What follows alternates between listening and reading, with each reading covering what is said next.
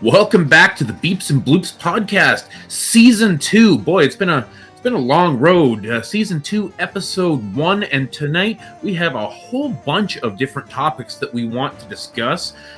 We're straying away a little bit from the games all the time games format of season 1 and going a little bit into just everything out there in the kind of nerd pop culture community. Tonight we're going to discuss a whole host of different topics, so stick around to the end of the show. We're going to be talking about everything from the Activision Amico to the WWE to Star Trek shows coming out and all kinds of cool stuff. So tonight we've got Shawn, the Eep. Eep, how's it going tonight?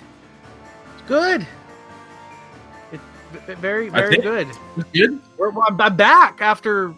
It's been almost 3 months, man. All you gotta say is good? I don't remember what's happened over the last 3 months. I think I was sleeping. And we've got Pory. Pory, how's it going? I don't really have anything either. It's been going okay. How you been? We're old, man.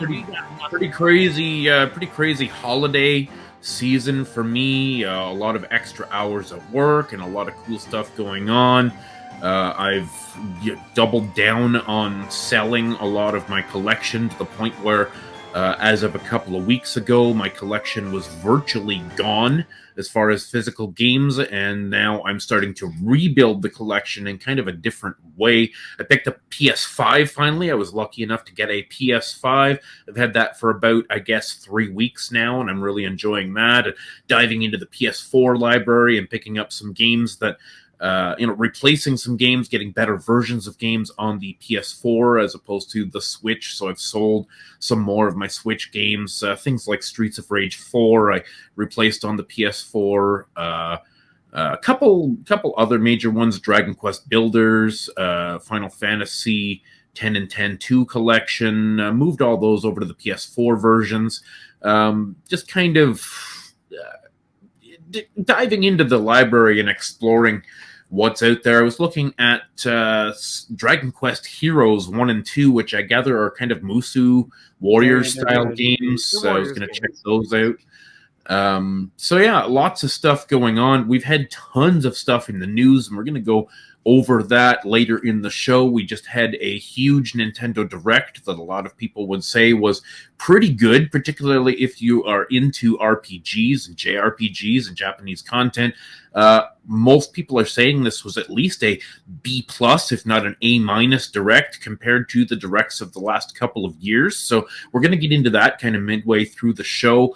We want to talk a little bit about TV shows, some stuff that's come out in the last couple of months and some stuff that's coming up between now and the summer, and just kind of gauge people's interest in some of those things. So anyway, before we get too far into all of the topics for tonight, I just want to touch on the Intellivision Amico, and I think we're going to try and get Smash JT on here maybe in the next week or two to kind of flesh out the topic a little bit. Now, for those of you that aren't aware, the Intellivision Amico was planned to be a retro console, similar to the Atari VCS or the doomed Comico Chameleon, where they bring back a modern console that's a little more graphically capable, and they recreate some of those old games from those original consoles in a little bit, more modern light, but keeping to the spirit of the original IPs and that sort of thing.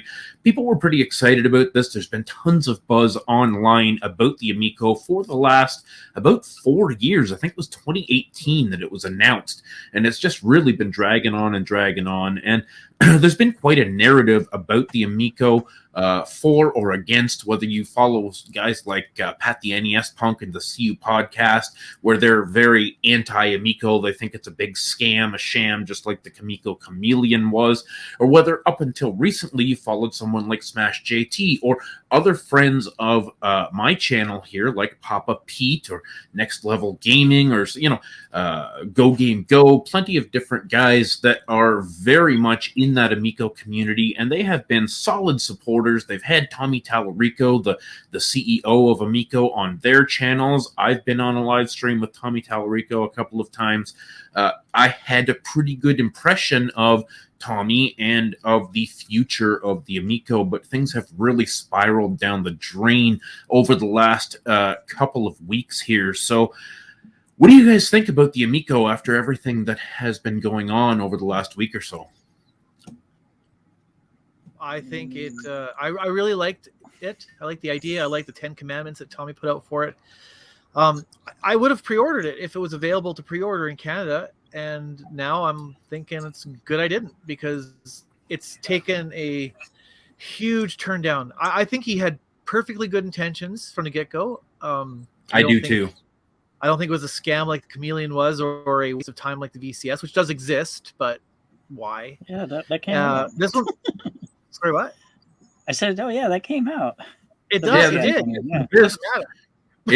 I don't think it really lives up to the intent that, everybody was excited for it being, but for those of you who don't know, the controversy surrounding Amico right now is that they have delayed the launch date of the product, and they have continued to acquire funds by various means from crowdfunding, and they just launched now their 4th crowdfunding plan on a pretty sketchy website, apparently, that there's been a lot of problems with in the past with other crowdfunding on that website. And the reason they're doing that, I guess, Tommy, whether it's for personal reasons or not, we know that Tommy's dad is ill. But Tommy stepped away from the CEO position. We don't know the backdoor deals of what's happened, but that was a few months ago, and he was replaced by a guy, Phil Adam, who is known to have been connected with the Calico Chameleon, which definitely was a scam, and that was really, I think, a bad choice on Tommy's part, or whoever the board of directors is that made this decision to put someone who is so publicly associated with a scam in the position of CEO, and then to launch another crowdfunding campaign, which really makes it look like there's something fishy going on here. And, for those of you guys out there that are part of this Amico community, like, if you can teach me something that going on, insider access that you have that I don't know about, I would love to be proven wrong here. But from where I stand, it looks like Tommy has given up on the console and gone back to his day job of making music.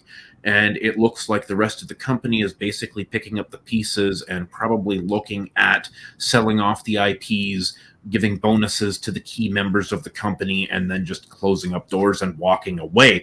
I really hate to say that, but that's what it's looking like from the outside. And please, somebody out there, if you can prove me wrong, I want to be proven wrong, because I do want to believe in Tommy. I do want to believe in the Amico, but things are not looking good.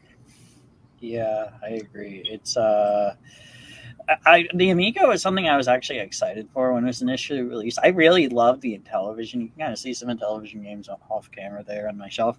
But I actually really like the Intellivision. But and some of the games looked like a lot of fun. It seemed like a really cool idea, but just like, and at first I was like thinking, like, because there were a lot of people who were like hating on the Amico, but a lot of them I feel like were initially just because like Tommy Tallarico is kind of a lightning rod on social media. Like, he's a very controversial figure overall. So I figured people were just like, oh, Tommy Tallarico is being a jerk. Let's hate on this system. But like, more and more as it goes on, I'm like, this is looking bad. Like, I was looking forward to it, but now like they keep like raising prices and stuff. They're like, oh yeah. Games, when it first came out, it was like this console is going to be like $200. Games are going to be like $5 or whatever. It was supposed to way more. It was supposed to launch at $150 with games $10 or less for the games. Yeah. And now so many things have, and like, we understand it. Like, the economy is not what it once was 4 years ago. Inflation is real.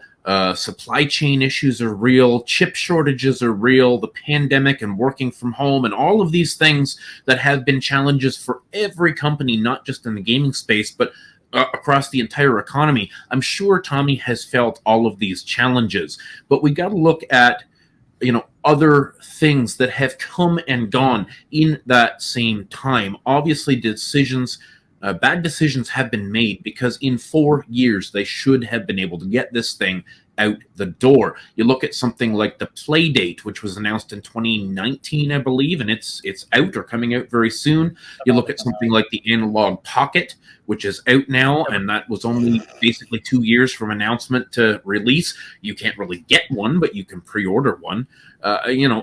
These things don't. You look at the Evercade Versus, for example, which, the Evercade just came out, in 2020, the beginning of 2020, and their second device is already out here in 2022, and people are enjoying it. So what exactly is the problem here that they're facing, that they can't at least get these Founders Editions out into the hands of the Kickstarter supporters? Even if they're not widely available to everybody, they should have something out there by now. Yeah, I agree. It's just kind of it just seems like I think they do definitely mean well. I just think they have no idea what they're doing. They're just incompetent. And that's what it kind of seems like to me. I don't know. I think there's a dream and a vision, but no plan. Because As really, I say, it's not a system. It's a Super Nintendo. Just tear apart some calculators and boom, you got the chips you need. It's just As I say, I'm going to try and get Smash JT on here in the next couple of episodes to really break down his story on the situation, because he's been a massive supporter of the Amico. He invested $10,000 in the Amico. He was a pre-order founder on the first Kickstarter. He's been to Intellivision headquarters. He's made friends with Tommy and the other people there. And even he has been forced to admit that he had to take a step back and reevaluate his position on it, and no, he's not putting more money into it, and no, he's not recommending that anyone else do that, because he is very unsure of the future of this device now, and he's made enemies of literally everyone in the Amico community now. He's getting, hate like crazy, whereas for me, I look at him, and he was one of the people that I respected most in the progression of the Amico, because he put his money where his mouth was. He took the time to go down and talk to Tommy and play with the Amico and show us footage of him playing with the Amico and put his money on the table to invest in the Amico. So when he said it was a good thing, I believed him, because who would put $10,000 into something if they didn't really believe in it? And now for him to take that step back and say, hey guys, I was wrong and I'm scared for my investment now, I think that takes a lot of balls, honestly. And, so I'd like to have him on the show to really kind of talk about his progression through this story. But moving on away from that, let's talk about the Microsoft Activision acquisition for a minute. We're just kind of recapping the things that happened in the 2.5-3 months since we ended season 1. And there's been some big news out there. And one big piece of news is Microsoft buying Activision for, what was it, $68.7 billion, which is, I think, the biggest acquisition ever in the gaming space. What is that going to mean, do you think, to you guys? Does that really affect you on a day-to-day basis? No. Who knows who owns what anymore, right? I mean, you look at Tomb Raider, that's a Squaresoft game now. I mean, Squeenix, whatever.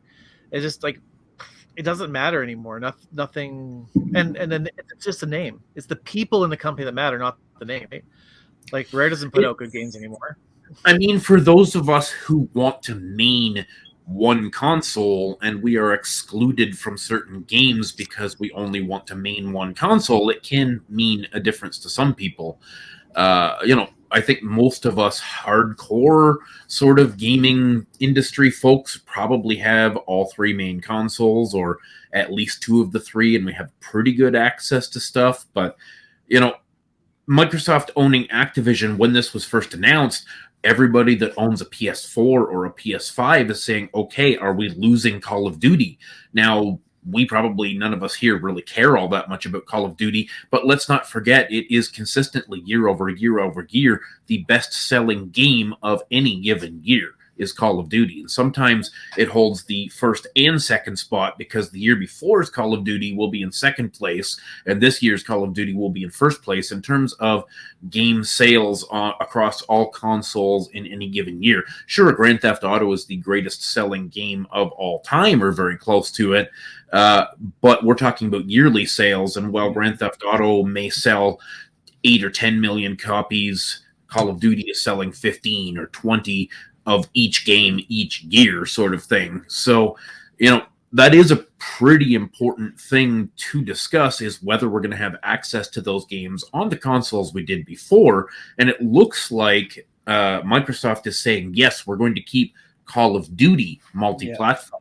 But what does that say for all of the other smaller titles? What's going to happen to Crash Bandicoot, Spyro the Dragon, Tony Hawk, things like that? Are those going to end up being Game Pass exclusives or timed exclusives? What do you guys think on some of that stuff? I don't think any of those franchises are really alive anymore. Yeah. I don't think a lot of those. The biggest games are PC games that Activision really had at this point, Warcraft and Call of Duties. I mean, and like I said, I think we're gonna keep all our the stuff we already have. Like, they've never taken away our Minecraft. I don't think they'll take anything away. I think maybe down the line when we have streaming services only, I think that's where we'll see an impact, because then they'll have those games locked in on their streaming system. Because we're going to see a movie-like system where everyone and their dog is going to have their own streaming video service, because it's not that expensive. You get your service going and you sell your own stuff and cut out the middleman, right? So when gaming hits that part too, where anyone can get a cloud server and boom, cut out the middleman, you're not paying tens and tens of thousands of dollars to Sony or Microsoft to put a game on their system. They'll do that. So I think Microsoft took the opportunity while Activision was having a down moment, right? We know the scandals. They're having a down moment. Microsoft's like, you know what? Let's snag them now so that we can have them on our future streaming services, which they're working very hard to acclimate people to with that whole Game Pass thing. Like, hey, just have our online stuff. Just pay a subscription and don't buy games anymore. Just buy this. They're getting everyone really used to it. Activision owns tons of smaller studios. When they picked up Activision, they picked up like 30 studios. And see, what's been happening at Activision is they have been doubling down on Call of Duty and World of Warcraft and some of Blizzard's bigger stuff, and really sidelining a lot of these smaller IPs. They take developers like Toys for Bob and put them on Call of Duty support, which is not where Toys for Bob needs to be. Toys for Bob needs to be doing Crash Bandicoot 5 or Spyro the Dragon 5 or whatever. They need to be doing games like that. It wasn't so long ago that we had Crash Bandicoot 4, and it was excellent, and the Insane trilogy was excellent, and the Spyro Reignited trilogy was excellent, and all this stuff is coming from Activision, but it's pretty much dried up, and a lot of people are kind of speculating that Microsoft is going to take Call of Duty away from that yearly repetitive cycle and maybe move it into a 3-year cycle. Which is going to free up a lot of these supportive studios to go back into the things they were working on before. And I'm pretty excited to see that happen. I care more about a lot of these smaller IPs than I do. Like, I don't really play Call of Duty. I don't think any of us really do that much anyway. I don't know. It is still one of the most popular games out there, but I think that's kind of amongst the normies, if you will. I play the single player mode of them. I have a little bit of fun, but I buy them used. I don't go out my way like, oh, new Call of Duty. It's not like Resident Evil, Yeah, well, I don't play online multiplayer at all, and that's really where all of the Call of Duty fans are these days. Teabagging the opponent and all this kind of stuff. I like to play the stories as well, although I haven't. The most recent one that I played the story for was World War II, back from the beginning of the PS4 era, and I enjoyed that one, but I haven't really kept up with it over the last 6 or 8 years or whatever it's been since that one. So talking about acquisitions, shortly after the Activision acquisition, Sony came out a couple weeks later and announced that they were acquiring Bungie. Now, Bungie is the studio that virtually created Halo for Microsoft, so a lot of people were feeling like Sony pulled the rug out from under Microsoft in response, but we found out later that Sony's been working on this acquisition for quite some time, and it was just coincidental that they were both announced more or less in the same time frame. But what do you guys think about PlayStation picking up Bungie? Why would Sony want Bungie in the first place? What could Bungie really do for Sony? What does Destiny. Bungie even make anymore? Like, I know they don't own Halo anymore. Well, Destiny. Bungie is Destiny. Pretty much all. Destiny I don't even know is what huge. Destiny is, to be honest. It's a sci-fi first-person shooter. Okay. Which is it's people like it. People like it a lot. It makes tons of money, and I think that's the sole reason why Sony bought it. It wasn't to we took your Halo maker that you haven't used for years. Yeah, it's a thing.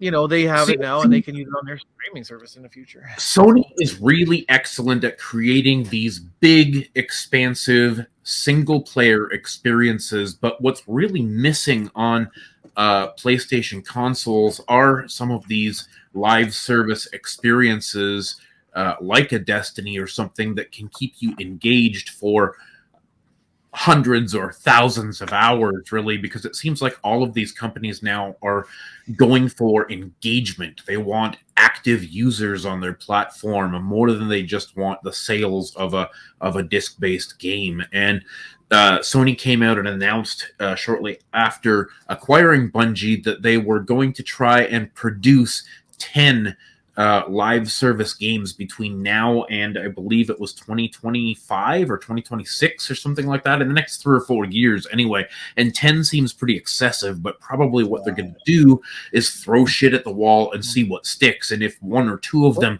actually become the next Destiny or something, I don't know. What do you guys think of live service games like Destiny, or Final Fantasy 15 or 16, sorry, where you're 14, where you're logging into a server and you're playing with a whole bunch of other people? Is that your kind of thing? No, never was. Won't be. It's not my thing. I don't mind an online game here and there. I'm a big Splatoon fan, right? But as for a service, I don't care. I want to have an experience. It's like when I buy a movie. I don't buy a movie that's never going to end, right? It's even with TV shows. I usually wait until the end before I watch them. I haven't watched Book of Boba Fett yet, but now I probably will. It's done for the season, But so I like the idea of a live service game. I like, I have had MMO experiences with PC gaming over the years that I enjoyed. I enjoyed the relationships that I made within the game. I enjoyed the drama and intrigue that's brought around by clan wars and all that sort of thing. But I've never really had an experience like that. I never really got into Phantasy Star Online or Final Fantasy 14 or Destiny. I played a little bit of Destiny 1, and I did enjoy it, but I never really got sucked in. But, I think if Sony's going to make a success of that, they're going to have to innovate in that live service market. And maybe we're looking at things like Twisted Metal, for example, as a franchise, become a live service sort of a game. And I think that could be kind of interesting. That might suck me in a little bit. See how it goes. Last time they put Twisted Metal out there, it didn't do so well. So no, it really didn't. But there are rumors that they're working on something again. And, I think that could be interesting. I would really love to see something of the scope of Twisted Metal Black, be put into an online space with great graphics and stuff like that. And maybe you have lobbies with 20 or 30 or maybe 50 players or something like that. And you go in and you have that sort of all-out battle in a lobby situation with real people. I think that could be pretty cool. I don't know. What do you guys think? I think they should. I think they're probably going to do some stuff with their VR, because one of their most popular games in VR is Firewall 0 Hour, which is a 4-on-4 squad-based shooter, right? Which they're constantly up to stuff, and it is really fun when you go in there. I don't do online games very much, but it is really cool. And they're going all in, right? They're making PSVR 2. It's going to be coming out, eventually. And I think they're going to put a lot of effort towards that because the first one was way above their expectations. I think they'll do that. Something that has been, kind of triggering me over the last little while, people have been talking about digital games versus physical games and how digital games tend to be more expensive. Is it your opinion that a digital game is often more expensive than its physical counterpart? I've seen it. I don't think that's always the case. I've seen it a couple times though, where it's like $5 more. I'm like, why? I think a lot of people are referencing the fact that you can buy a used copy of a game, say down the line, 6 months or a year after something releases. The physical copy may be cheaper because it's on sale, on clearance, or maybe a second-hand copy, whereas the digital copy stays at full price. No, I mean a brand new game that comes out, like say $50 game. I've seen on the PlayStation Store for like $53, where in the store it's $49.99. Right? It's like, why? I don't think they should even be the same price. I think the digital should be cheaper. I think they should be too. There's a silly argument. There's a silly argument people use to defend why it's the same price, because if digital games were cheaper, no one would ever buy physical games and the market would dry up. And it's to protect the physical games that the digital games cost so much. I'm like, no. I get where they're coming from. I kind of, I'm not saying they're even wrong exactly, because every day more and more people are going digital. Aren't you going digital more than physical? I am almost 100% digital on my Switch now, but this is why I wanted to talk about this, because I may make a full video on this in the next week or so, actually, because it's an interesting topic.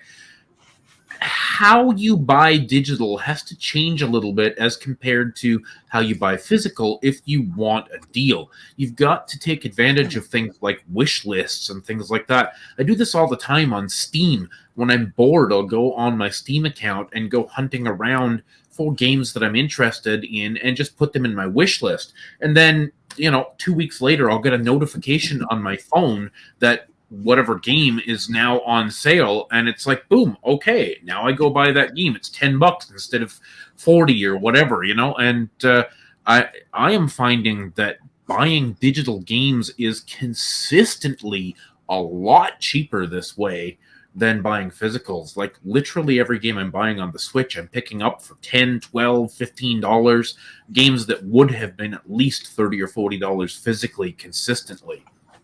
But that's only because the game. Yeah, it's only because physical games are more rare now. You can't buy physical games as much. There's less being produced. There's less people selling the games that they get. So I mean, that's why you're not seeing used game sales as great as it used to be. In the old days, you wait a few months, the game's half price, way cheaper than anything digital. But it's a different world now, and this is what I'm saying. If digital games were cheaper, I think people would be more like you and convert to digital, and there'd be even less physical games being bought, and there'd be less to be sold, and they'd go even higher in price, and digital would be even more seductive. You were going to say something, Pory? I was going to say it kind of depends on the game too. Like there's certain like when it comes to the Switch, like first party Switch games, they very rarely go on sale. They do sometimes, but usually it's like by like $10. And at that point, I could just like waltz up to Walmart and get it $10 cheaper new anyway. But like they don't really go on but then like lesser known games, they go on sale for sure. You'd like find a game for like $5 when the physical exists for $30, but. Even then, like usually if a game is like that, 9 times out of 10, it's probably not a great game anyway. They're usually just like, here's this game that's not very good. And funny that you mentioned the digital thing. We have breaking news. Nintendo eShop purchases on the Wii U and 3DS are ending in March 2023. 2023? It just was posted like a half hour ago.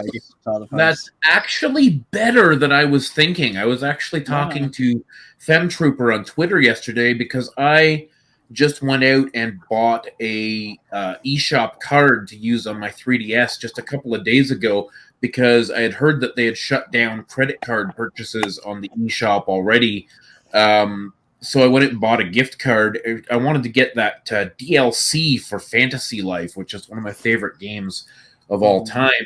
And so I picked that up, and I picked up a couple other virtual console games or whatever. And I was talking about that on Twitter, and as far as I knew at the time, it looked to me like they were probably going to shut that down sometime this year. So actually, March 2023 is better than I thought, and that gives people about a year to go out and get whatever digital titles they want to now. So definitely let your followings know about this. I'll be tweeting about this for sure.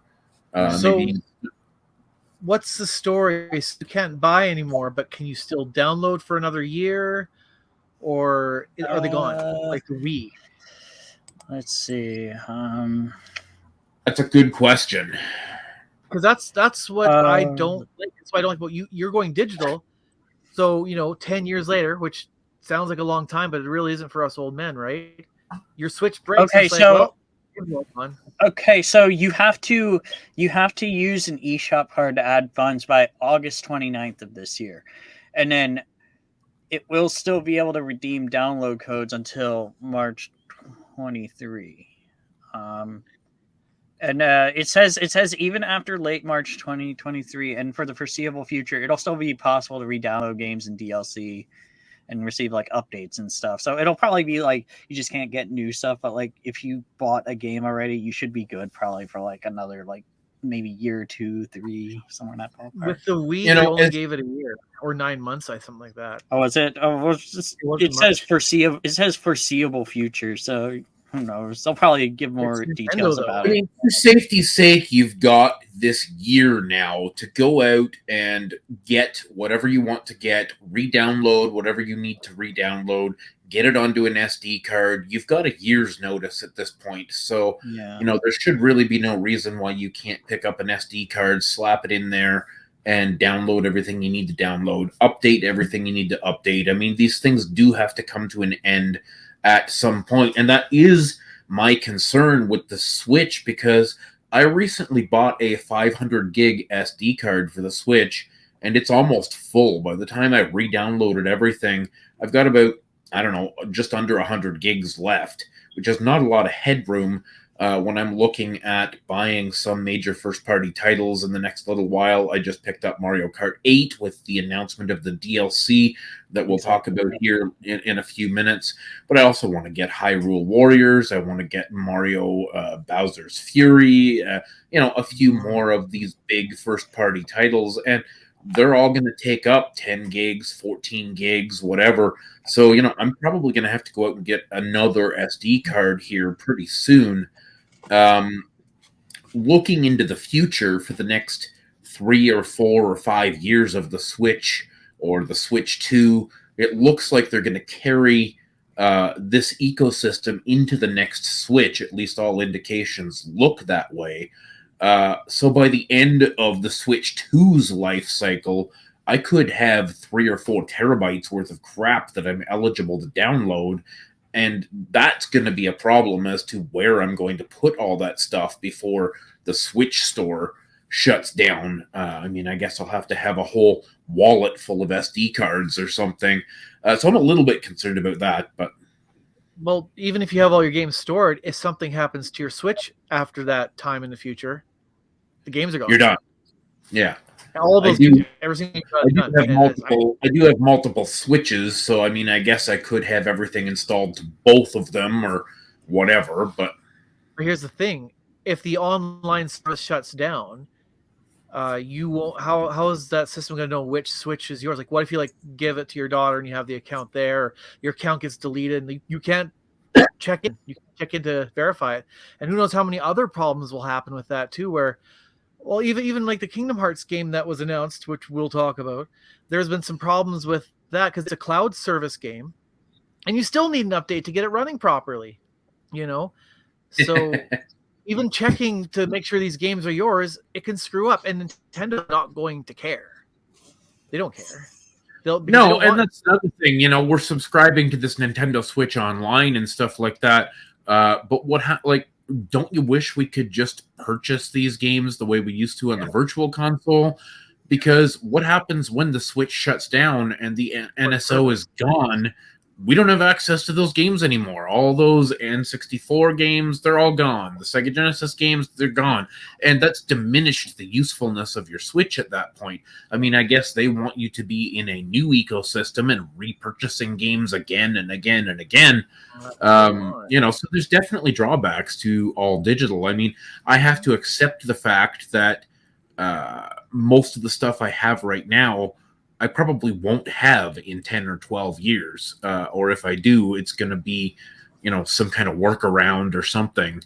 But it's hard to emulate these things when it comes time. Yeah, that's kind of, you know, I'm starting to work on emulating DS and 3DS and PSP and stuff like that. And I mean, that's all basic. I kind of figure by the time I don't have access to the Switch stuff anymore, I'll probably be able to emulate that stuff pretty easily too. I mean, you already can emulate Switch stuff, but I wouldn't try to emulate a modern system. Just, you know, gray areas aside, I would prefer to have a legitimate means as long as possible. But let's shift gears here a little bit. I'm just going to take a drink here. And who here has an opinion on professional wrestling? They fight and they grunt, and I don't know. I don't know what angle you're going at either for this. I don't know. I can't think of any wrestling stories. It's fun, but I know nothing about it. I think we're all in the same boat here. But has anybody noticed an uptick in the conversation online around wrestling? Like, especially in the gaming community, gaming YouTubers and gaming Twitter accounts are talking about wrestling more than they're talking about football or basketball or anything else. Like, this wrestling seems to be somehow tied in with the gaming community, and I'm hearing about it all the time. I don't know why. Well, my theory is that a lot of people in the gaming community are all about the nostalgia, and there's a lot of nostalgia to be had with like 90s wrestling and stuff, even early 2000s wrestling. I feel like it's just like, you know, people in the gaming community remember, like, you know, the Stone Cold Steve Austins or what have you. You know, I think it's a nostalgia thing. Like, well, for me, I left wrestling behind when I was, I don't know, 12 years old or something. I mean, I remember fondly the days of Hulkamania and Andre the Giant and the Undertaker and Roddy Piper and all these guys. You know, I mean, I was into wrestling when I was 10 years old, but I left it behind decades ago. And you know, my opinion of wrestling has been basically that it's, you know, if it's not for kids, it's for people that aren't too bright, because it's pretty darn fake. But you know, I've been hearing so much about it. I went and pirated a couple of episodes around the recent Royal Rumble that came out last week or the week before, and a couple of the episodes before it to check it out. And I'm kind of taking on this challenge here to figure out what's going on in the world of wrestling, because it seems like it's getting a lot of attention lately. So I've given myself a challenge to suck it up and sit through. I did the first episode a few days ago, and man, it was bad. Like, you have to get into, it's like a soap opera. You have to get invested. Like, soap operas are bad, right? But have you ever been forced to like watch them for like a week? You know, maybe you're just really bored and you only have 2 channels, and you kind of like, you get invested. You're like, well, what happens to Jane and June? You know, wrestling's the exact same way. It's soap operas for boys or girls, you know, if they're into wrestling. You know, my dad was really into wrestling. You know, he never grew out of it, and they're very good, evil. There's very, very neat characters, and it's back and forth. It's like video games. It's all fake, right? But people really get into it. And if you invested, you really want to see what happens next. It's interesting. It's more interesting in real sports because they're not doing anything cool. They're like, okay, he threw the ball. Well, the thing is that I noticed is that there are no characters anymore. Everybody just looks like an MME fighter. or an MMA fighter. Like there are none of these characters with face makeup and colorful outfits and crazy names and everything. It's just like somebody's actual name, and he looks like a bodybuilder or something, and it doesn't have the personality. It doesn't seem to have the personality it once did. If there were characters like the Undertaker and stuff, I might be willing to give it a little bit more of a chance. Have you seen 90s commercials in your life? And 90s commercials? Yeah, they're ridiculous. You don't have commercials like that anymore because people have outgrown that level of ridiculousness. So people that watch wrestling now, they don't want the cartoon characters that was wrestling. I mean, there was literally a cartoon for wrestling in the 80s, and don't want that because it's too fake. It might go back to that. I think people just like the stories and the characters. It's like Jackass. I just saw Jackass last night, the new movie, right? Oh, I saw it a few days ago. And it's really good. I think it's more on the quality level of the show more than the movies. I felt like they spent a lower budget for that, but I was trying to figure out, because I didn't like any of the new characters. I didn't feel they had any personality other than being lame. They're okay, but I was thinking, well, maybe the original characters were like that too, but they may have grown on us over all these years that we kind of fell in love with them, where maybe the new ones would too, and they're just so out of place now.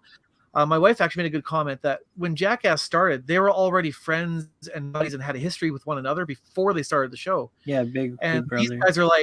These guys are like, oh, we're fans and we're on the show now, and they don't have that connection with the rest of the guys.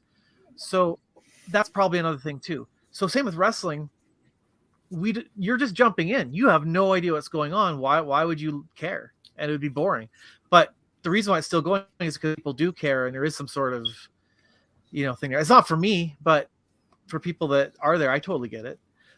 I keep talking about this guy, that Edmonton podcaster, Remember the Game, right? Adam Blank. Right. I don't know if he still does, but he had a wrestling podcast. Like, he's into wrestling a lot too. And it's more people our age, I think. I don't know if young people care about wrestling all that much. I don't hear too many people talk about it. But people our age, it's definitely the more adult crowd. The guys like RGT85 talking about it all the time, and I'm just kind of like, what's going on here? Why am I hearing about this all the time? So I definitely did challenge myself to watch a few episodes, and I'm carrying on with that. I'm going to watch another one here tonight, and so before we go too much farther, let's take a quick little break here. Some of us have lizards to drain, and we'll be right back in about a couple minutes here. All right, and we're back. What have we got there? It's my perplexed snitch, yeah.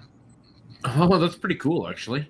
Before we get into the kind of the main event for tonight, talking about the recent Nintendo Direct, I just wanted to touch on a couple things.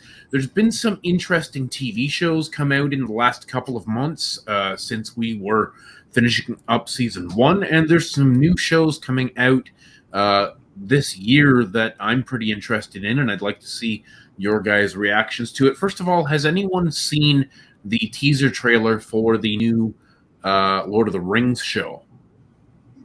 No, I don't care. It's a prequel, like 1,000 years before Lord of the Rings or something like that.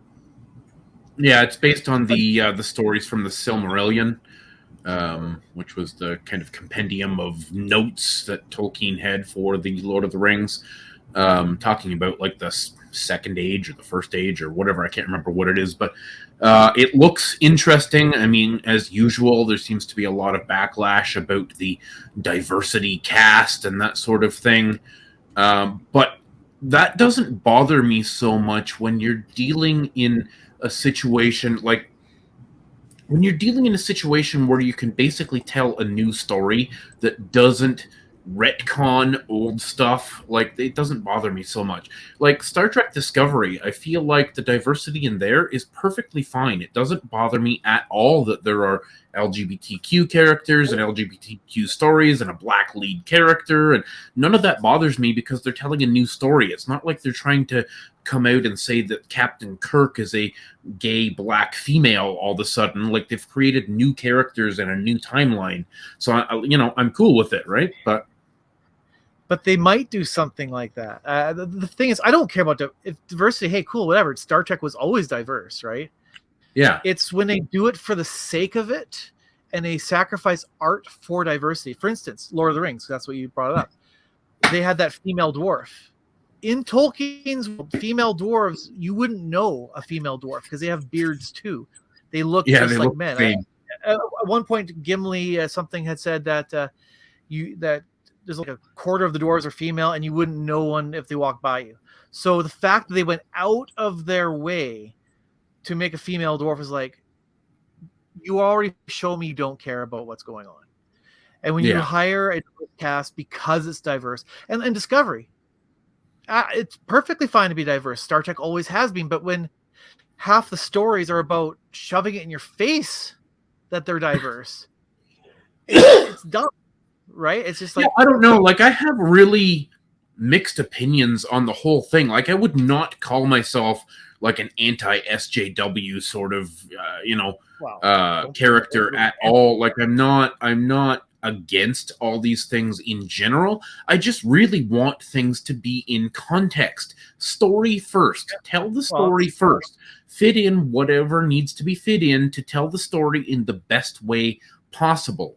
And if there are diverse characters there, that's great. I like hearing stories from other perspectives. I am very happy to watch a gay couple on screen and hear about their perspectives and their troubles and their journeys. That's fine with me, but it needs to make sense to the story. So I'm a little concerned. We saw this happen with the Wheel of Time show. I don't know if you guys are familiar. Did you read the Wheel of Time books back in the 90s? No, I heard it was boring. Very, very popular fantasy series, and the problem that I have with the Wheel of Time TV show is that Robert Jordan, the author of these books, he wrote like 14 books, and every one of these books is like 1,200 pages, and he spent like 50% of the pages describing things in minute detail, what people looked like, what the lands looked like, what the social and political landscape of the place was, right down to the color of the buttons on people's dresses, and like so much ridiculous amounts of detail. And they just totally effed it up in the show. Casting was ridiculous. People didn't look right at all. And, again, I don't have a problem with there being black people or gay people or whatever in a show, but in this universe, the main characters are from a white place. There are other places in the universe on that continent that have other colors, Asians and blacks and Middle Eastern looking people, desert people, Nordic people. There's all kinds of cultures and races represented in the book series. I don't understand why they had to bait and switch all of these characters and have this diverse cast from a place that was supposed to be white. Like, it just bothers me. I can't connect with these characters when they're so wrong. Like, they've been described in minute detail as being this high and this wide and this color hair and these color eyes and all of these sorts of things, and it's just completely different. So I don't know. I haven't been able to watch The Wheel of Time. I watched like 3 episodes, and I can't carry on with it. I don't know. I look at Snow White, right? Where does it say that Snow White has to be white? Oh, right, that's in her name, right? I mean, her name is Snow White because of her fair skin, her white skin. Yeah. But look at the Kingpin in the Daredevil movie with Ben Affleck, right? Yeah. Nobody cared that he was black. People loved that he was Kingpin because he was huge, right? And he wasn't cast because he was black. He was cast because he was great for the role. Yeah. Who cares about that sort of thing? The new Resident Evil movie I just bought, Welcome to Raccoon City, everyone kind of judges that the Leon doesn't look like Leon because he's a East Indian guy, right? And I admit, just looking at him, he takes me away from, like, I don't see that as being Leon. But if he acts the role well, then I don't care. I feel I feel like my opinions get me in trouble all the time, but people just don't seem to understand that there's a difference between appreciating diversity and being accepting of change. But I just want the story to make sense. I want to respect the source material. Like, I just don't understand why they needed to change so many things. Like, even the major magical characters, the Aes Sedai, the Aes Sedai, they were supposed to be these ageless beauties. All of them, touched by this magical power, achieved an agelessness where they would reach 22, let's say, and never age beyond that. And all of them would look like queens and princesses. They were just beautiful. And in the show, every one of them is a haggard 50-something woman who's angry. And it's like, I don't understand why they made that change. Well, here's how to do things within the story, right? Okay, so you like Star Trek. You know how the Trill work. You've seen Deep Space Nine, right? How they have the past memories of the previous hosts of that Trill alien, right? So you get this character in Discovery who is non-binary. She's got the they them pronouns, but she comes out the gate with the they them pronouns, and there's a huge scene where it's like he calls her a she, and she's like, it's they them. Like, shut up, you snotty bag. Okay, here's how you do that. Okay, she is going to be she's a host to the Trill. She has the memories of past people that intertwine with her own personality. What you do is you make her go, I don't feel like just a woman. I feel like sometimes I'm a man, sometimes I'm a woman. You have a built-in history of how this alien could present this story and tell a trans story that makes sense, but you're too effing stupid to do it. So you're like, she's trans, accept it, be a better person, you dumb, ugly white man, you retard. Yeah, I don't know. It's like you totally could make me happy about it. You know, in Deep Space Nine, we had those Trill stories where the Trill character was Jadzia. She was formerly a man, and there were all kinds of tension issues between men and women who were trying to relate to her as the opposite sex. And there was that famous scene where she kissed a woman, and nobody really batted an eye because it was told a little properly, bit, presented well. I mean, there was some backlash. They could have went further, but they couldn't, right? Because the people weren't ready for it. But now they could, and they have this built-in storytelling device to do it, and they don't. They just bludgeon you with everything, and then they go the other way where they bludgeon men being stupid and bad, like in Star Wars: Last Jedi. And the only straight white guy that we can see in Star Trek Discovery is like the end of season 2 or whatever, and he's cleaning up the bloody mess. And they just go, hey, do that cleaning stuff. He's like, I got a name. I don't care. I was like, oh, okay, disrespect men. No, okay, cool. Be respectful both ways. Meet halfway. But they don't. Yeah. Oh, whatever. You got the Dark Tower story by Stephen King, and they make the main character black, who is white in the books.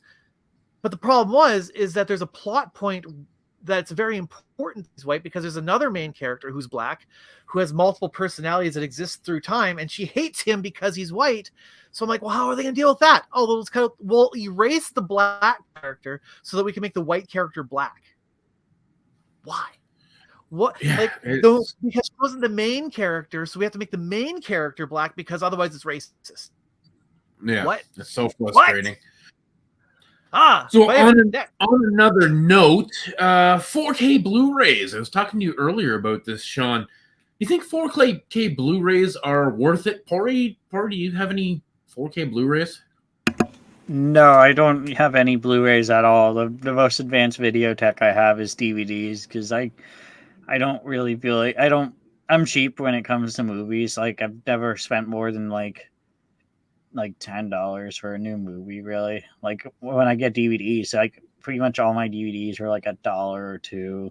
All my VHSs, I think I've spent more than $5 on a VHS like twice, and I've never spent more than $10 on a VHS. Like, I'm very cheap when it comes to the movies, and I don't really care about quality. I mean, I collect VHS tapes, though. Obviously, it doesn't really matter to me. I'm a huge VHS collector too. I've got tons of stuff. I love VHS, but I've recently been curious from a technological standpoint with the PS5 and the 4K TV here. I've wanted to pick up some 4K Blu-rays that are known for being visually impressive, just to kind of benchmark my system, if you will, to see what the best quality is, because you never quite know what you're getting when you're streaming something off Netflix or Amazon. It says 4K, but it kind of fluctuates to your internet connection, so you never really know. Obviously I can see 4K on a video game, but I've been out there hunting at thrift stores looking for just any 4K movie that would be visually impressive, something along the lines of, say, Blade Runner 2042, 49, whatever it is, 2049, and or maybe 2001: A Space Odyssey, or something like Avatar, or a Star Wars movie, or something, just to kind of reference my system. I can't find them anywhere. Like what's going on? It's yeah, I got to go on Amazon and pay like $35 for one of these things. Why are they so darned expensive? I've never seen it in action. I have Star Wars Episode 9 in 4K, and I got Justice League in 4K. I have a 4K TV. I just haven't got a 4K player because I don't have a PS5 or the PS4 Pro. I'm skeptical about how much better they are today. I bought that Welcome to Raccoon City movie today, and the guy at London Drugs was saying, "You wanted the 4K version?" I'm like, "No, I don't have a player. I just want the Blu-ray." And then I asked him, like, "Is it that much better?" And he's like, "It's a significant." But is it though? I look at DVDs and Blu-ray. I can perfectly enjoy a DVD on my 4K TV without going, "Ugh, this is ugly. The compression is awful." Unless I'm watching some really bad DVDs, like my Little Shop of Horrors DVD. It's hideous on my 4K TV because the compression is so bad. I need to get a new version of that movie, but most of them are fine. And so when I'm watching a DVD, I'm like, why do I even need Blu-rays? And then I put a Blu-ray in. I'm like, oh, okay, yeah, they're better. But it's not jarring, VHS I can enjoy too, as long as I'm watching SD TV, an old one. I like VHS too, especially for horror movies. So I don't know if I like to go out of my way to go for 4K. I'll find out someday, but it's not relevant to me.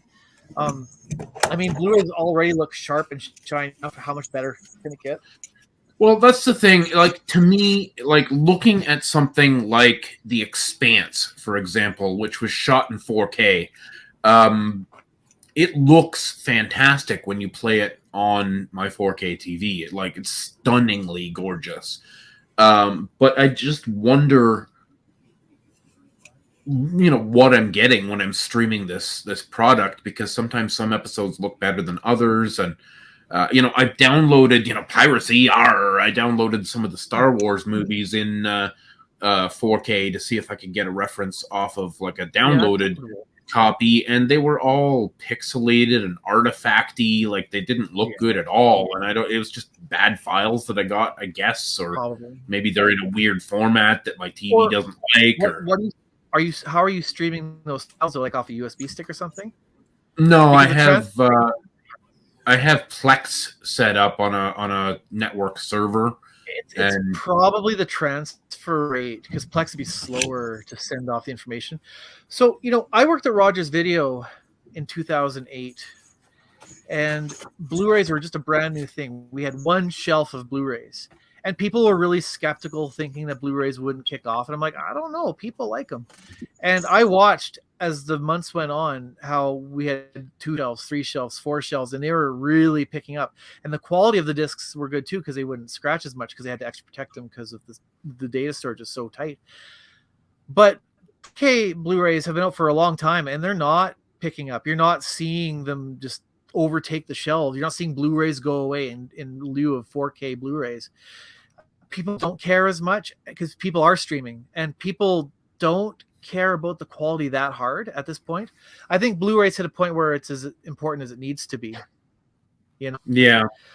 I don't know. It's just kind of weird. Like, I assumed all physical media, any kind of Blu-ray, would pretty much just be littering the shelves at thrift stores, but for some reason people either they aren't buying the 4K Blu-rays in the first place, or they aren't selling them once they buy them, because I can't find a single 4K Blu-ray anywhere unless I buy it brand new. Well, I don't know about you. I unlike Pory, I do buy a lot of movies, and it's getting hard to buy movies now.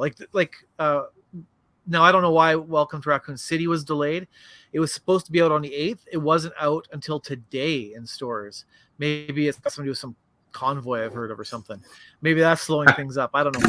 But the thing is, if I don't buy a movie as soon as it comes out now, it's gone in a month if it's not a top-notch popular movie. Yeah. And some don't even come out anymore. Like, I was really shocked. I was in Walmart about 3 weeks ago, and I saw Jay and Silent Bob reboot, right? And I hadn't seen that at all when it came out. Like, it wasn't for sale here at all. And I bought it as soon as I saw it, and I haven't seen it since. I'm like, what? The movie Yoga Hosers by Kevin Smith, which was filmed here, wasn't sold here at all. I had to order online, and it's a Kevin Smith movie. Many movies aren't coming out, even at Walmart, which is like the last place to buy new movies. Doesn't sell. Best Buy is almost getting out of movies. You can see their shelves are almost empty of movies. It's the same argument in gaming. It's like these companies want the physical media to go away because they want to provide it to us on these streaming services where they have full control over it, where they can. The problem is you lose access to stuff. Like, not everything is in the same place. Not everything is available, even if you have every streaming service known to man. And it's like, what do? Well, you can turn to piracy, whatever your opinion is on that. But even piracy now, like, it's fraught with difficulties. Like, things that I tried to download, like I said with the Star Wars movies, they're all artifacty and stuff. Like, you don't know what quality you're getting. You don't know what language you're going to get it in. Half the stuff I downloaded is in, like, Russian or something. And you go to change the audio track, and the other audio track isn't there. Or the subtitles are, like, embedded in the movie and they're in Russian or something, and it's super annoying. Like, so another thing is sometimes you can't even find them even to pirate. Like, for instance, we just finished watching the Fraggle Rock show, the live action show from the 80s, right? Wonderful show. Love it so much now. I didn't like it that much as a kid. But the kids wanted to watch the animated series, right? Couldn't find it to stream anywhere, so I'm like, fine, you know what, I'll pirate it. I couldn't find it to pirate. But then there's a new Fraggle Rock show, which they've gender and race swapped Doc from the show, because of course they did. And now that Fraggle Rock is having a bit of a resurgence, I saw the animated show in Walmart for $8. I'm like, well, there we go. I bought it, right? But that was just a fluke because Fraggle Rock had a comeback just now. I also had to order online the other day the Amityville vibrator, because I couldn't find it anywhere to buy, and I finally found the official site to buy it from, and they weren't shipping to Canada. So I'm like, well, so I did find one on eBay to buy, and it's pretty good. It's a Blu-ray copy. It comes with the Amityville vibrator, but also his other movie he made called Gay for Prey, some Jesus movie, and then some other short film he made. So it's going to be ridiculous. Like, it's straight up a porno, but it's Amityville. It's retarded. The reviews is it's not sensual. It's just kind of weird and gross. So I want to see that. So moving on to the main event, if you will, let's take the last 15 or 20 minutes here and talk about the recent Nintendo Direct. Now, obviously, there's 1,001 videos out there disseminating and breaking down the Direct. What I'm most interested in is what you guys are interested in and your thoughts and perspectives. We obviously don't need to break down every single game in the Direct, but definitely we'll go over. I've got a bit of a list here, and I think you said you've got a bit of a list, so we'll kind of compare notes and go from there, and then we'll wrap up the show for the night. But before we get into the list, Pory, what was your highlight from the Direct? What was your top one or two things, and maybe we'll get into it from there. There was a lot of really cool stuff there. I think I'm probably forgetting a lot of it because my memory sucks. But I mean, obviously, the big highlight is the Mario Kart tracks. That's a huge thing. That's definitely going to be cool. It's basically doubling the game. I'm not usually a DLC guy, but I feel like this is probably the better choice and better route to go than making Mario Kart 9, since everyone was so adamant that 9 was going to happen. Let me interject with a question. How are you going to consume this DLC, Pory? Are you going to purchase it separately, or are you going to get the expansion pass, or do you already have the expansion pass? I'm probably gonna purchase it separately because the expansion pass still isn't worth it for me, because I realistically would not play the Animal Crossing. I love Animal Crossing, but I don't really have any interest in like the home designer game, and I have an N64 and a Sega Genesis, and I don't really want to pay $50 a year to play poorly ported N64 games. So unless like before the Mario Kart DLC starts dropping, unless before then they announce something else that gives me a reason to buy the pass, I'm just gonna download the game. You know, I basically had the same opinion. I'm generally not interested in the N64 anyway. I just don't really like that console. Genesis, I can play 100 different ways. I just recently picked up Mario 3 and Mario Land on my 3DS, and those are really the only NES and Super NES games that I'm real interested in playing for the most part. So I picked it up anyway. A couple weeks ago, I was just kind of casting around looking for something to spend money on because I was feeling like retail therapy, and I just said, the hell with it. I'm just going to buy it for the year and, check it out, whatever, have something to talk about. And I got it. And you know what? I think they're making some improvements to the N64 emulation there, because some of it's starting to look pretty decent. Like, I know there were some complaints about Ocarina of Time, but they seem to have patched a lot of that problem out now. So I have it now anyway. So that's what brought me to the Mario Kart discussion. I had just purchased the expansion pass, and then they announced that they're giving me the Mario Kart DLC for free because I already have it, right? So I was like, okay, now's the time to go out and buy Mario Kart, because I've been on the fence about Mario Kart for the last couple of years, just because I don't really have anybody to play multiplayer with, and it's not that much fun as a single player game, right? So I had a lot of fun with a single player. I just went out and bought Mario Kart. So Fire Emblem Warriors. Does anybody care about Fire Emblem Warriors? I'll probably get it when it's a cheap game. Like when it goes down in price, I'll probably get it. I'm not paying $60 for it, but like if like a year or two from now I find it for like $25, then yeah, absolutely. Because the first one was very good. Yeah, I enjoyed the first Fire Emblem Warriors. I haven't played Three Houses, the game that this is connected to, yet, but I do plan to. It's on my hit list.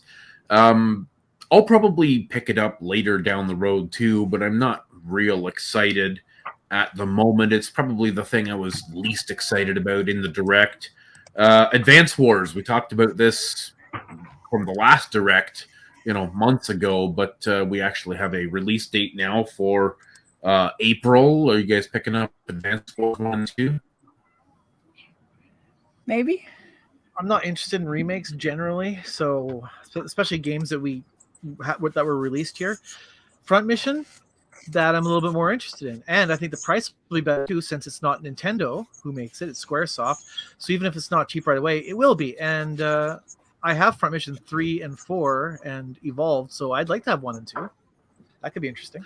Yeah, I'm pretty interested in Front Mission. I've been interested in Advance Wars because I don't have a Game Boy Advance, and I don't have those games, and I've never played them, and I have no other way to access them. So for me, it seems like a good way, and I'm especially interested in the fact that it's Way Forward that's doing the work on it, the remake, and I like Way Forward, so I think they're going to do a pretty good job. I like what I work on there. It's up in the graphics a little bit. How much is Advance Wars going to be? Do we know? I think it's going to be a full price game, but you're getting 2 games Uh, for the price of 1, so it's not as bad of a deal. I'll just buy the Tiny Game Boy Advance games. cartridges at They're that such- price. Yeah, don't see. Just get the Game Boy Advance version. You know what I'd like to see? You know what would make me interested? See, there's a whole series of these games that started with the Famicom Wars, Game Boy Wars. I think there was probably Super Famicom Wars. And then there was the Advance Wars, and then there was the Battalion Wars on the GameCube. Tell you what, how about you release all the games that we didn't get, and they're all simple games. It wouldn't be hard to translate them. Release those, then call me. I'll be interested. Right? Giving us the games we already have. Wow. How about the ones we don't have, like you did with Fire Emblem? Thank you for that, by the way, Nintendo. But do that with the Advance ones. They exist. Just straight port them. But no, I can't have that. So we got a couple of sports announcements. Obviously, Mario Strikers. Who's excited for Mario Strikers? I'm excited to get it cheap someday, used, because I really do like Mario Strikers on the GameCube. I didn't like the Wii one so much, but this one seems like it's really good. I think they've tweaked it up a bit more as be like a perfect version from what I see. I will probably pre-order it digitally. I am pretty interested because I have never played a Mario Strikers game, and I've always drooled over them because they look awesome. They're very simple, but very fun and fast and stylish. They're good. They're good. At least the first one. I've always wanted to play one, so I'm pretty excited for that. I don't know. We got more news about Splatoon 3. I'm not super excited, but I'm interested. Get into it, man. I know you're a Splatoon fan, Shawn. It is something I want to try. I've just never played Splatoon. But what do you think, Shawn? Should I pick up Splatoon 2 at a discount or something and check it out, or should I just wait for 3 now? I think you're gonna go. I think you're gonna want to go for 3 because it's kind of like Nintendo's Call of Duty now, right? Number 2 is mostly number 1 with some extra stuff. In fact, I barely want to call it Splatoon 2. I want to call it Splatoon DX. There's still like half the maps from 1 aren't in 2, but it feels the same most of the time. So I think 3 is gonna be more of the same because they showed the Salmon Run this time, which was a major secondary mode in Splatoon 2. So I'd say just wait for 3 because a lot of the players from 2 are probably going to migrate to 3. So you're probably going to get a better experience with 3. Plus, when everyone's new, it's better because everyone sucks. And you can maybe feel a little better about yourself. I put it in the other day after the Direct, and I lost every match. And because it's a 4-player team, I'm going to guess that I dragged the team down. Because how can I lose every single time? What's the common factor here? So speaking of cheaper games, for better or for worse, Chrono Cross is going to be launching for $27 on the eShop. I don't know what the physical can cost, but see, that I'm thinking Front Mission might end up being a cheaper price too, because that's also Squeenix. That's also Square Enix, right? Yeah. I just checked on the eShop today, and the pre-order for Chrono Cross plus the whatever Radical Dreamers or whatever is $26.99 Canadian. So I'm definitely going to pick that up because I sold my copy of Chrono Cross on the PS1. I still have digital access to it on my PS1 Mini and stuff like that. But I'll probably pick it up and see what the remaster's about. It's a game I never beat. I've been in and out of it a couple of times and played some of it, but I don't like it. The only thing interesting about it is the Radical Dreamers inclusion because we never got that in any way. Not really canon to the story after Chrono Cross came out, but it's interesting that they include that, and I commend them for that. But Chrono Cross is still garbage. I have Chrono Cross on the PS1, so I don't really need to get the new one. Really, apparently they haven't done a whole lot as far as the visuals. They've just kind of swapped out some character models and stuff, and other than that, it looks basically the same. So yeah, so I'm good on that. The new Kirby game, we knew about that previously as well, but is that something you guys are going to pick up? Day one. That I think I will. I think the kids will like it.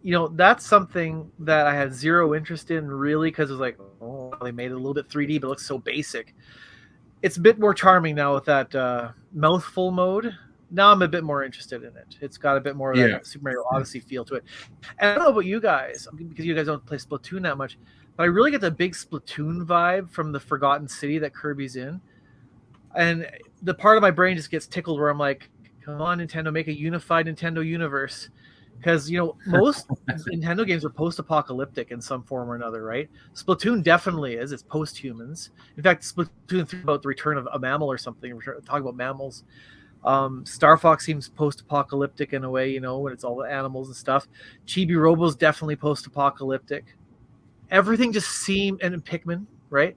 All of these seem so post-apocalyptic. I'd like to see some sort of unified Nintendo universe, like Pixar, which, by the way, are you interested in that Pixar Disney racing game? Yes, I very much am. And I'm super excited that it's a free-to-play game, so I can get in and check it out and see whether I like the mechanics before I invest in it. And I certainly do not mind the microtransactions if it's something I enjoy.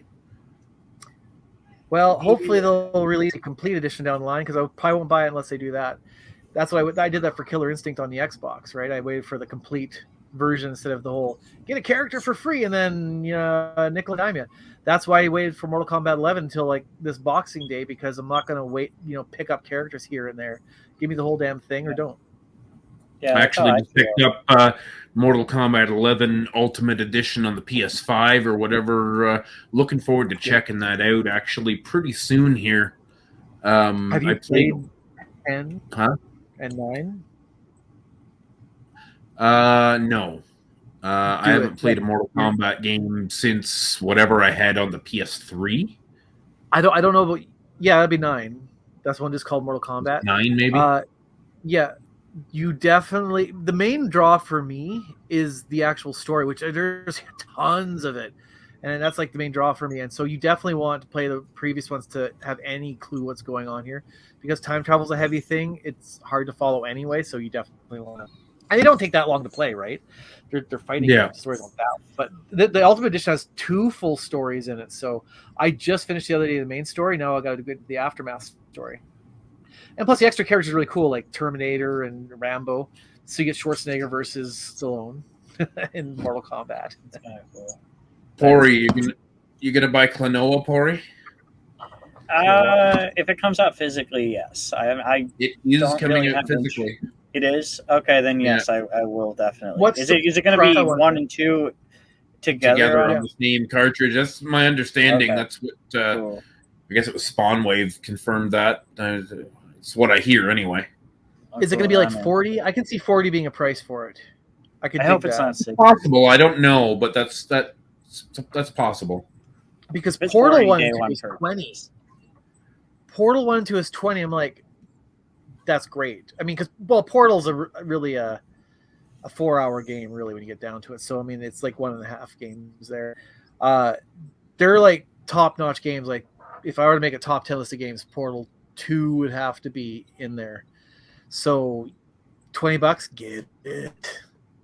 Yeah, because I'll probably check it out too, because I haven't played Portal. So I mean, good opportunity. Well, what were you going to say about Xenoblade? I'm happy it's coming out. I'm so far behind. I haven't finished the first one yet, but I like the idea that Xenoblade 3 will kind of combine the first 2 games. I am going to give the series another chance here very soon. I hated it so much that I sold all my physical copies before I sold anything else, just because I just didn't want to look at them anymore. I hated them so much. But I'm going to give them another shot.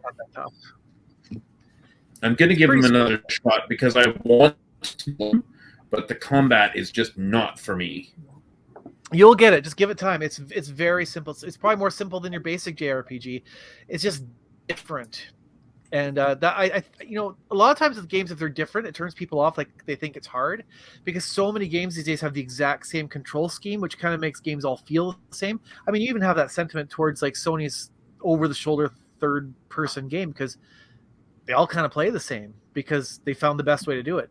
So when someone tries something new, it's very easy to dismiss it, like Xenoblade Chronicles, but it is very simple. You can play it simple. You can make it more complicated. But yeah, you just usually like choose where you want to stand. The hardest part is just knowing what those symbols mean in reference, like that symbol means attack from the side. It's just a little bit of memorizing the icons, and you got it. And because the game's long, you'll get it in no time. I'm assuming all the games play something similar. People love X, which I don't know why that's not. I did enjoy X on the Wii U enough that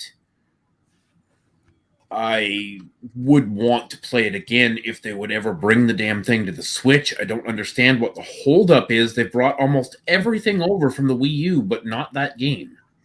I don't think there's a huge second screen component to that game either. And no. And games that do have a second screen component, like the Wonderful 101, they brought it over, which probably stupid. And Mario Maker definitely is losing something by having the no second screen, but they did port those over. So I did put Xenoblade Chronicles X in to try it when I got it, and I don't remember a lot of second screen stuff. It was there, obviously, but I felt like it was just so much cooler because it was like futuristic sci-fi as opposed to more fantasy bent, which I prefer. Yeah. I think X was supposed to be some sort of unofficial secret nod to the Xenoblade game, or not Xenoblade, Xenosaga. Because I don't know if this is true, but at the end of Xenosaga 3, because I haven't played that at all, there was some sort of weird sunset or something, and Xenoblade Chronicles X has that sunset too. So I think it's almost supposed to be, because the same guy worked on Xenogears, Xenosaga, Xenoblade, and he never gets to finish a series, so maybe he'll have luck this time. I did like I haven't played Xenoblade 2, but I didn't like the very cartoony look of it, whereas Xenoblade 1 was a bit more realistic, and this one seems like somewhere in between realistic and cartoony. So for a game that's kind of going to mesh the two, it kind of makes sense. To be honest, some of the character models in what I saw of 3 kind of reminded me of Shin Megami Tensei character models, to be honest. But brighter. Probably brighter, though. Yeah. You know what game in this Direct really makes me go, what are you thinking, Nintendo? Switch Sports. What are you doing? It's like, I mean, Wii Sports was great when it came out as a free thing that came with the console, and then they made Wii Sports Resort, which is awesome. It was like 5 times the content of Wii Sports or more, and it used the Wii Motion Plus. It was a brilliant follow-up. And then on the Wii U they had Wii Sports Club, which was almost like a remaster of the original Wii Sports, but like it was a rental game. It was like a digital rental game they were experimenting with. You could buy it. There's not many copies out there. I have one, and it's just Wii Sports tweaked a bit, so it's not really worth your time. And this doesn't look worth my time. It looks like Wii Sports 1. It's got your bowling, tennis, volleyball, and badminton, and they're going to put golf in later. But they're not going to charge like $60. I think they are charging $60 for it, aren't they? No, I think it's 50. Well, yeah, but 60 for us Canadians, right? So that's why it was free on the Wii. It's basically the same thing. It's like 1-2 Switch. Why wasn't that free with the Switch? I mean, I had some fun with 1-2 Switch, but it's such a shallow thing that it's a really neat way to look at the Joy-Cons, but it should have been a pack-in built into the machine. But why are they doing that? Why couldn't they make a full-on Switch sports game that was like Wii Sports with like 20 different games in it? That'd be cool. The Clubhouse Games 51, it's basically got everything that's on Switch Sports. It's got bowling, it's got a different kind of tennis, but it's got golf and 50 other games, right? But this one's $50-$60. Oh, it's 40. I think the physical might be 50, but the physical has like the leg strap thing. Yeah, I think I could use my Ring Fit Adventure strap. It would work fine for that. Yeah, I don't know. I think it's going to sell really well just based on recognized Wii whatever. Is it though? Because I'm betting this is going to sell like 30 million copies, dude. I don't know. I don't think Wii Sports Resort did a whole bunch of good, and Wii Sports Club didn't do very well. And the Switch is people who bought a Wii literally bought a Wii because of the free game. Like people who bought a Wii bought Wii Sports with a box to play it. Yeah, but they were buying Wii Sports. The Wii was just what you played Wii Sports on. Like they bought the Wii for Wii Sports. It was a brand new thing though, right? You didn't have games like that before, and old people loved it, young people loved it, everyone did, and now people don't care. It's like Rock Band. They can release Rock Band now, and no matter how popular it was before, no one cares now, right? Yeah, that's true. Especially since Switch Sports, it's running off the Mii graphics, which, I mean, I know there's a Mii creator in the Switch, but does anybody else know that? I mean, does anyone use Mii's outside of Smash Brothers as a silly character? And the graphics are so plain, and the games are like, there's only 5 with the golf coming, which is probably the same golf course as every golf game since ES. I don't know. I don't know what they're doing with that. Like ARMS never went down in price. 1-2 Switch never went down in price, and this isn't either probably.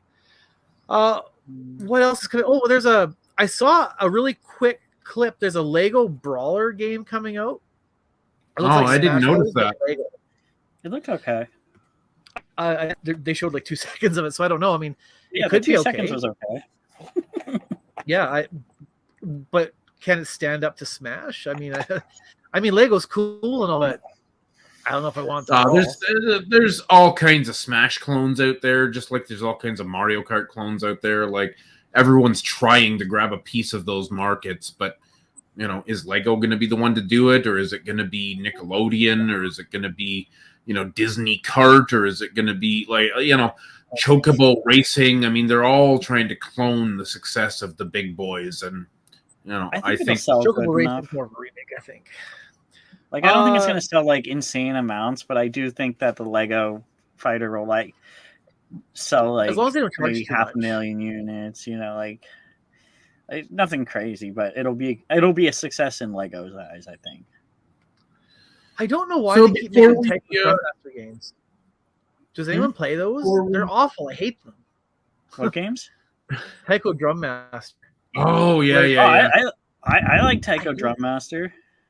I don't. I bought it for the PS2.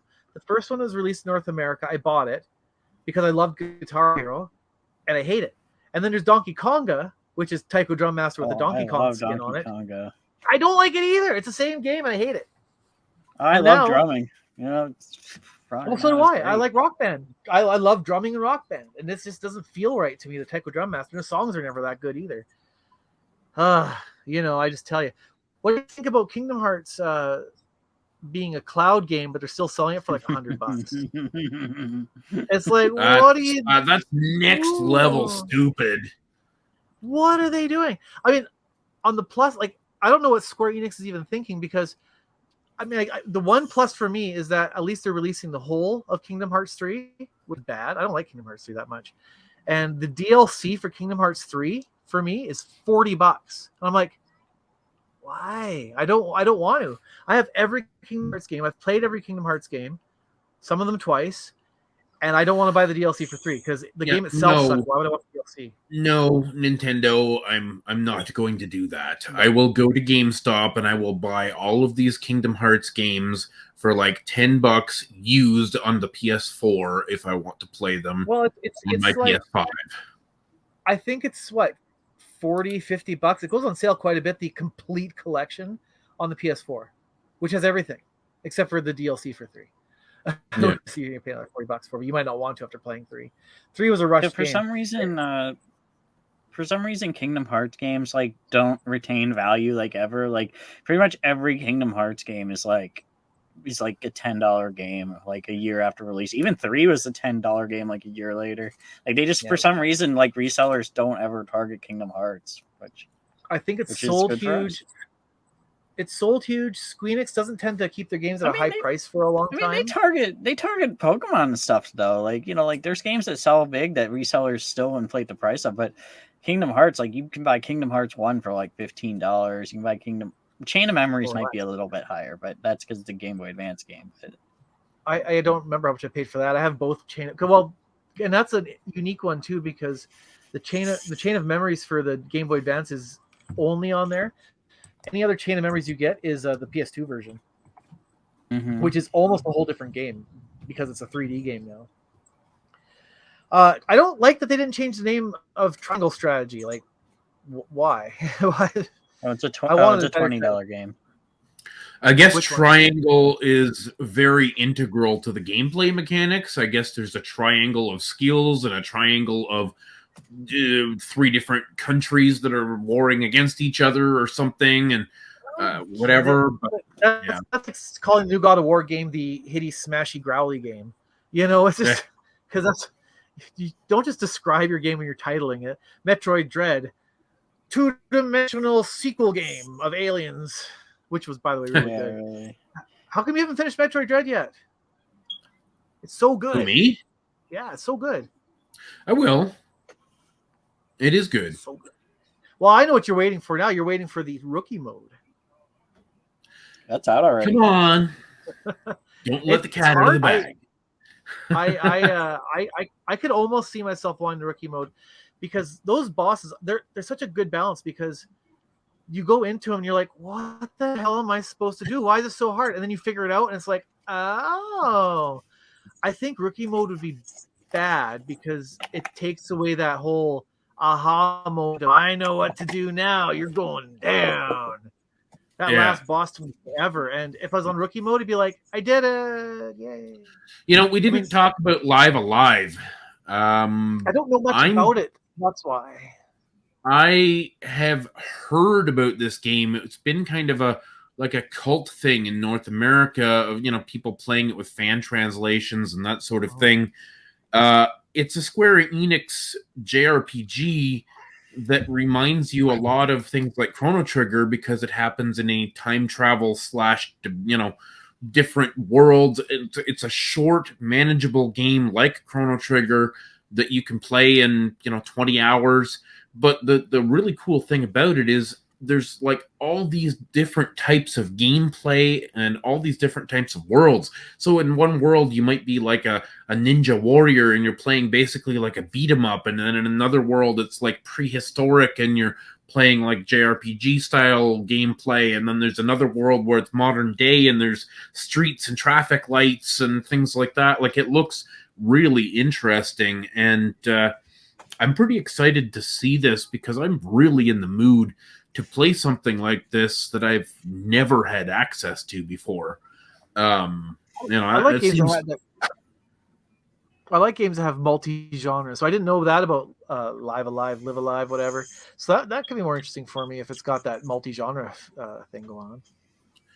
Yeah, it's supposed to be like all kinds of different gameplay styles, all kinds of different settings, like some kind of time travel type mechanic. And, you know, and of course it's being done in this HD 2D remaster thing that's all the rage right now, and it looks really good. And I think it's going to look fantastic handheld on the OLED Switch. So yeah, it's definitely a lock for me. Earthbound, I mean, do we care? It's a big deal in the community. People have been begging for Earthbound to come to the NSO since the NSO was launched. So I mean, you know, it's good for the community, but you know what's bad about the Nintendo Switch Online? How many games have come out for the NES or Super NES in the last 6 months? Like nothing. Nothing. So we finally get Earthbound and Earthbound Beginnings or whatever, Mother 1 and 2.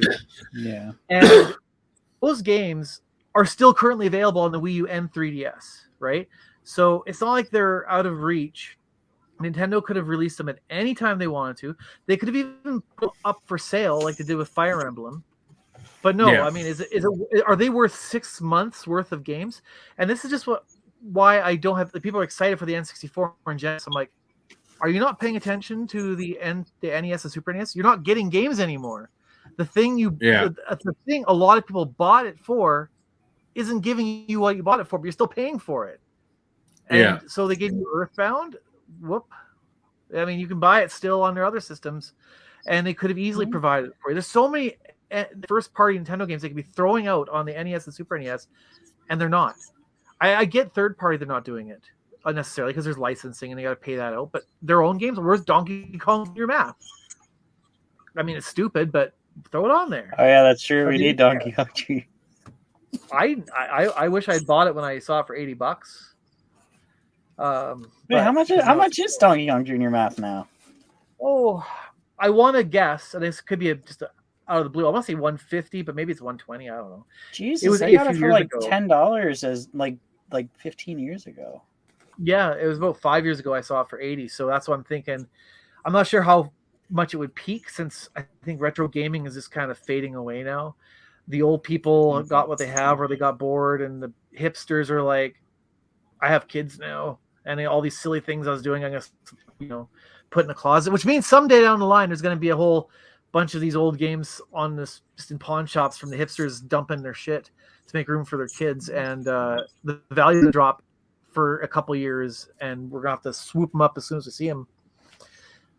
But yeah, so I pretty much covers everything we wanted to talk about. I am personally pretty excited for 2 Point Campus, which is coming in May. You are. I love 2 Point Hospital. I love it. I love it. So I'm really excited for a new adventure from the 2 Point team. So I will be picking that up, if not day one, definitely week one. And I have one other off-topic thing. When I saw Jackass last night, there was a trailer for some movie called The Lost City, and it looks really good. It's got Sandra Bullock and Channing Tatum and Brad Pitt. It looks. I heard something about that. It looks like a really funny adventure in the jungle with ruins and stuff, and it looks really good. And then I see the trailer for Uncharted last night too, and I'm like, I don't care. And I love Uncharted, right? And it's like, why? Why are you making such a bad-looking Uncharted? Like, it looks fun. I think Uncharted will be fun. But I think they're just throwing in some big scenes from the games and barely slapping a tail with an actor that probably shouldn't be playing Nathan Drake. And then they get this Lost City I never even heard of. I'm like, I'm excited for it. I don't even like Sandra Bullock, but whatever. Did you guys see Jungle Cruise? I didn't. No. I probably like to. I hear it's good. I heard nothing but good things. Jungle Cruise with The Rock. It's good. But I've seen you're Jumanji, talking and about like Indiana Jones style movies. It hit all the right notes of like a classic 80s adventure in the jungle sort of movie. It was funny, it was lighthearted, it was exciting, unbelievable monsters and jokes, and it was great. I really loved Jungle Cruise. It was one of those rare Disney movies where they just didn't F it up. They do that once in a while, like Pirates of the Caribbean was brilliant, and then Haunted Mansion was it was a thing. Anyways, I think it's about time. We're coming up on 2 hours here, so I think it's about time we let ourselves go for the evening. Thanks so much for sticking around. Thanks so much for watching and subscribing. Where can we find you guys online, Shawn? Well, I am Electronic Emotions Program on YouTube, and that's mostly where you're gonna find me right now. But there's, you can search for that on Facebook and a couple other places, but you'll figure it out. And Pory, you want to drop your links? Yeah, you can follow Atari me links. on Don't drop Instagram. it; they'll break. They're expensive. You can drop your. I can drop my Atari links.